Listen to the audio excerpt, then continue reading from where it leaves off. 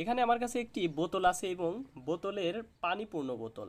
আর এইখানে একটা ছিদ্র করে এখানে একটা পাইপের মতো একটা স্ট্র ব্যবহার করেছি।